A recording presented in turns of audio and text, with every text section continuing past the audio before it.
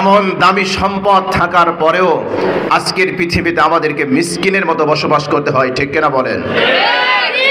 এর অন্যতম কারণ হচ্ছে এই কোরআন থেকে আমরা দূরে সরে গিয়েছি।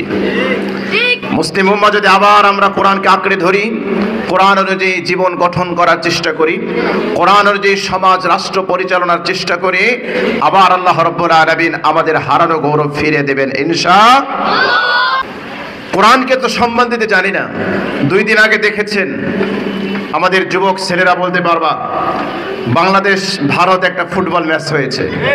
কারা জিতছে? বাংলাদেশ।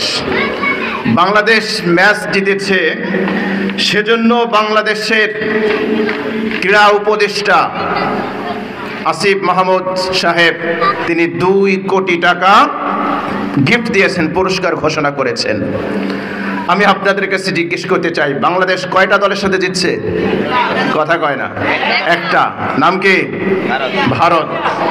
ভারতের সাথে একটা দলের সাথে জেতার কারণে 2 কোটি টাকা তাদেরকে গিফট দেওয়া হয়েছে। বাংলাদেশে এরকম হাজারো ছেলে আছে 130টা দেশকে পিছনে ফেলে হাফেজে কোরআনরা বিশ্বের মুখে মাথা উঁচু করে বিশ্ব চ্যাম্পিয়ন হয়ে ওয়ার্ল্ড কম্পিটিশনে তারা ওয়ার্ল্ড চ্যাম্পিয়ন হয়ে বাংলাদেশে এসেছে। তাদেরকে কিন্তু রাষ্ট্রীয়ভাবে এরকম সম্মাননা দেওয়া হয় না। বাস্তবতা এটাই। তো যেই জাতি কোরআনকে সম্মান দিবে না, কোরআন ওয়ালাকে সম্মান দিবে না, ওই জাতি কখনো পৃথিবীর বুকে মাথা উঁচু করে দাঁড়াতে পারবে না। এটা বাস্তবতা। শুধু একটা দেশ কেন, সারা বিশ্বের মধ্যে থেকে এক একটা দেশ থেকে এক একজন যারা কম্পিটিশনে পার্টিসিপেট করে, এক একজন প্রতিযোগী তারা বিশ্বের, কখনো সৌদি আরব, কখনো কাতার, কখনো কুয়েত, কখনো মিশর, কখনো জর্ডান, বিভিন্ন দেশে বিভিন্ন পৃথিবীর বিভিন্ন প্রান্ত থেকে হাফেজে কোরআনরা আসে। তার মধ্য থেকে কম্পিটিশন হয়, প্রতিযোগিতা হয়। আলহামদুলিল্লাহ আমরা দেখেছি বারবার বাংলাদেশের দামাল ছেলেরা, ছোট্ট তরুণেরা, হাফেজ সালেহ আহমেদ তাকরিম, হাফেজ জাকারিয়া, নাজমুস সাকিবরা, তারা বিশ্বের দরবারে লাল সবুজের পতাকাকে উড্ডীন করে বাংলাদেশের সম্মান উঁচু করে তারা ওয়ার্ল্ড চ্যাম্পিয়ন হয়ে একেবারে ফার্স্ট হয়ে তারা বাংলাদেশে এসেছে, ঠিক কিনা বলেন? এটা পর্বে তো আমরা দেখি নাই। তাদের জন্য তো রাষ্ট্রীয় বরাদ্দ দেওয়া হয় না, তাদের জন্য তো রাষ্ট্রীয় এরকম সংবর্ধনা দেওয়া হয় না, তাদের জন্য তো কোটি কোটি টাকা বাজেট হয় না। তাহলে কোরআনের ক্ষেত্রে যদি মুসলমানের সম্মান না থাকে, কোরআনকে যদি মুসলিম উম্মাহ রেসপেক্ট না করে, ওই জাতি কখনো মাথা উঁচু করে দাঁড়াতে পারে না। ইতিহাস আমাদেরকে তাই বলে। কোরআন ছাড়া মানুষের জীবনের মূল্য নাই। কয়েকদিন পূর্বে আপনারা দেখেছেন মেট্রো রেল, সেখান থেকে একটা বেয়ারিং ছুটে গিয়ে একজন মানুষ মৃত্যুবরণ করেছে। আপনারা পত্র পত্রিকায় দেখেছেন একজন মানুষের মৃত্যু হয়েছে। ওই মেট্রো রেলের নিচ থেকে ভারী একটা লোহার একটা টুকরা বেয়ারিং ছুটে পড়ে গিয়ে এক ব্যক্তি নিহত হয়েছে। রাষ্ট্রীয়ভাবে তাকে মাত্র বরাদ্দ দেওয়া হয়েছে 5 লক্ষ টাকা।